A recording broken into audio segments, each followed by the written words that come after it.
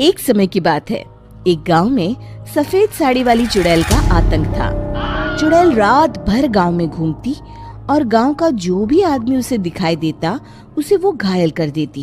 अरे कोई तो बचाओ, मर गया रे। एक रात हरिया अपने खेत से अपने घर लौट रहा था कि तभी अचानक उसके सामने चुड़ैल आ जाती है। अरे बाप रे, ये चुड़ैल कहाँ से आ गई? आज तो मैं गया काम से।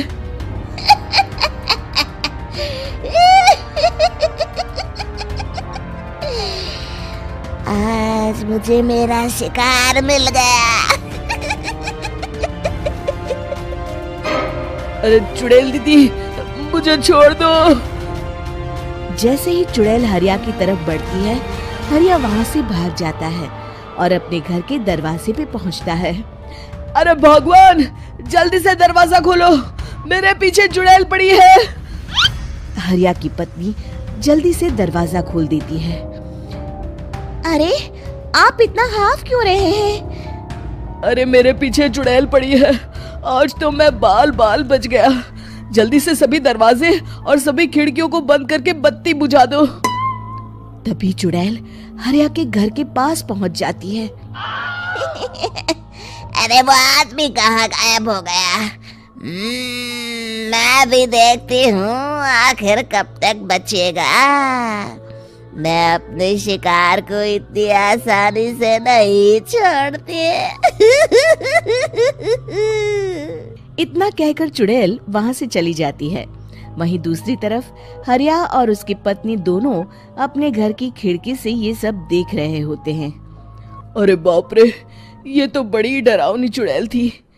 अगले दिन ये बात आग की तरह पूरे गांव में फैल जाती है और धीरे धीरे लोग चुड़ैल के डर के मारे शाम होते ही अपने घरों से बाहर निकलना बंद कर देते हैं। कुछ दिनों के बाद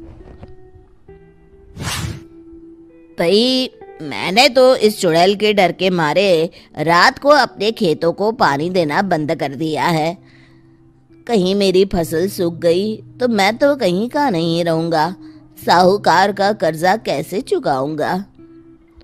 अरे भाई, पूरे गांव वालों का यही हाल है। पता नहीं ये चुड़ैल हमारे गांव में कहां से आ गई। फिर एक दिन गांव के पास वाली नदी के किनारे एक बहुत बड़े तांत्रिक के आने की बात कुछ गांव वालों को पता चलती है। वो लोग जाके ये बात गांव के मुखिया को बताते हैं। मुखिया जी, नदी के किनारे एक बहुत ही पहुंचे हुए तांत्रिक बाबा आए हैं। हमें उनसे मदद मांगनी चाहिए। मैंने सुना है वो बड़े बड़े भूतों और चुड़ैलों को अपने वश में कर लेते हैं। मुखिया जी सभी गांव वालों को लेकर उस तांत्रिक के पास पहुंच जाते हैं। ओम फट स्वाहा, ओम फट स्वाहा। तभी तांत्रिक अपनी बंद आंखों को खोलकर कहता है, क्या बात है? तुम सब लोग यहाँ क्यों आए हो? मुखिया जी उस तांत्रिक को सारी बात बता देते हैं। अच्छा, तो ये बात है। और तांत्रिक अपनी आंखों को बंद कर लेता है। मैं देख रहा हूँ तुम्हारे पूर्वजों ने बहुत पाप किए थे, जिससे ये गांव अब श्रापित हो चुका है।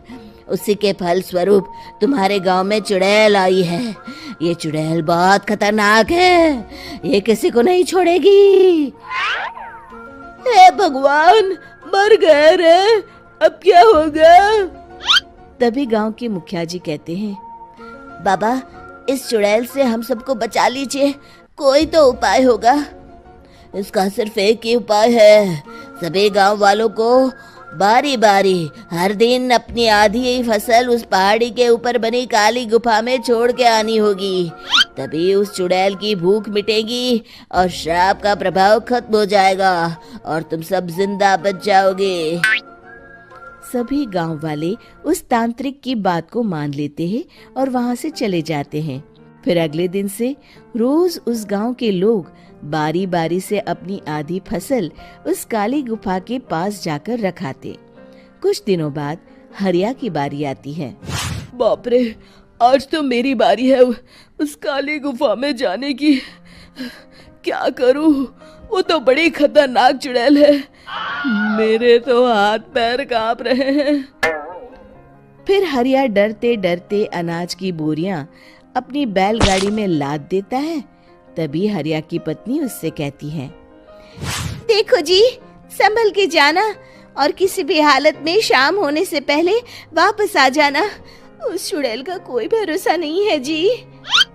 हरिया बैलगाड़ी में बैठते हुए कहता है, भगवान, मैं क्या वापस आऊंगा? लगता है अब तो मेरी खबर ही आएगी। इतना कहकर हरिया वहां से चला जाता है। रास्ते में जंगल से गुजरते हुए हरिया की बैलगाड़ी का एक चक्का बड़े गड्ढे में फंस जाता है। हे भगवान, अब ये क्या मुसीबत है? हरिया नीचे उतर के पूरी ताकत से अपनी बैलगाड़ी को गड्ढे से निकालने की कोशिश करता है।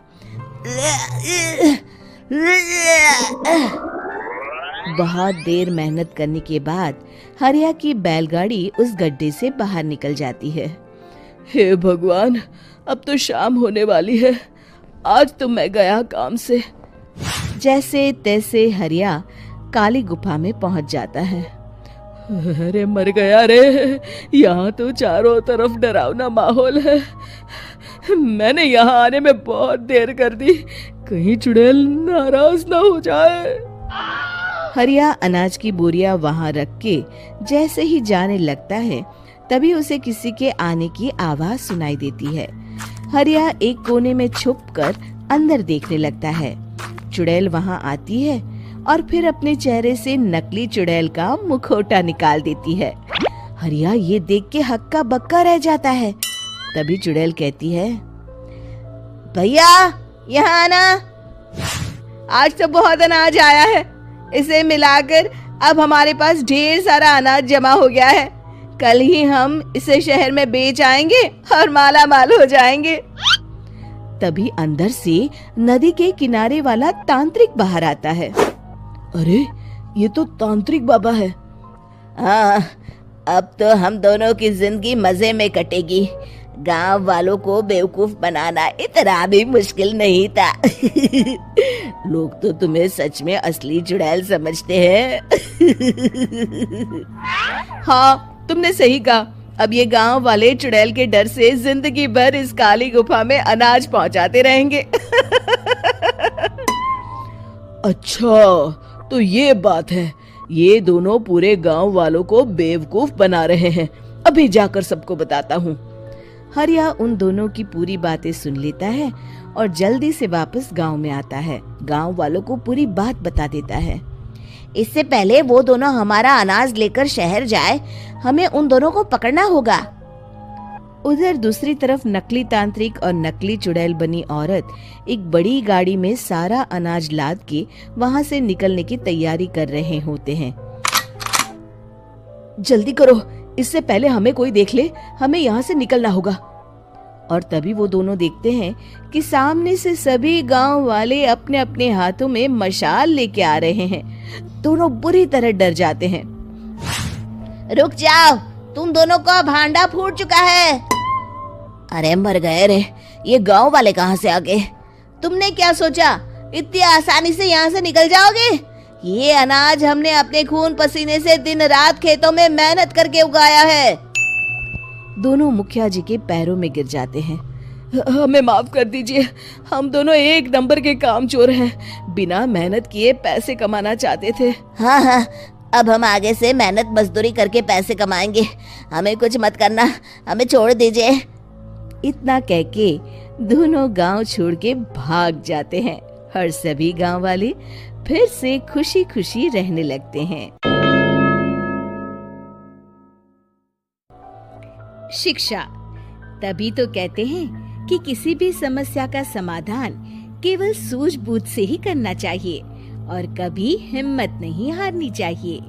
दोस्तों, हमें उम्मीद है कि आपको हमारी ये कहानी पसंद आई होगी। कृपया हमारे चैनल को सब्सक्राइब करें और सभी अपडेट्स के लिए बेल आइकन जरूर दबाएं। और हाँ, वीडियो लाइक और शेयर करना मत भूलिएगा। Bye bye.